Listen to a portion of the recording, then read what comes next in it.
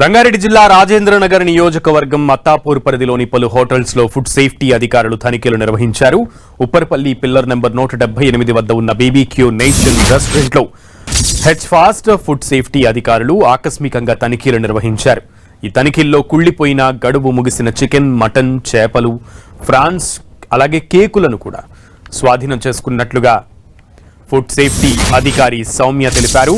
ఇక గడువు ముగిసిన ఆహార పదార్థాలపై ఉన్న ఎక్స్పైరీ తేదీలను మార్చి మళ్లీ కొత్త తేదీలు ముద్రించి వినియోగిస్తున్నట్లుగా గుర్తించామని ఆమె వెల్లడించారు. ప్రజల ప్రాణాలతో చెలగాటమాడేలా ఆహార పదార్థాలను నిల్వ చేసి వినియోగిస్తున్నట్లుగా తనిఖీల్లో బయటపడిందని, ఇలాంటి చర్యలను ఎట్టి పరిస్థితుల్లోనూ సహించబోమని సౌమ్య హెచ్చరించారు. గతంలో కూడా ఇదే రెస్టారెంట్పై ఫుడ్ సేఫ్టీ అధికారులు దాడులు నిర్వహించినప్పటికీ యాజమాన్యం తీరులో మార్పు కనిపించలేదని అధికారులు పేర్కొన్నారు. తనిఖీల్లో స్వాధీనం చేసుకున్న ఆహార పదార్థాలను ధ్వంసం చేసి తదుపరి చట్టపరమైన చర్యలు చేపడతామని వెల్లడించారు. ఫుడ్ పాయిజనింగ్ కంప్లైంట్ ఒకటి వచ్చింది బార్బిక్యూ నేషన్ మత్తాపూర్ మీద. సో మేము జాయింట్ ఇన్స్పెక్షన్కి వచ్చాము. ఇక్కడ కొన్ని వైలేషన్స్ కూడా నోటీస్ చేశాము. మెయిన్గా మీట్ స్టోరేజ్లో ప్రాపర్ గైడ్ లైన్స్ కానీ వాళ్ళు ఫాలో అవ్వట్లేదు.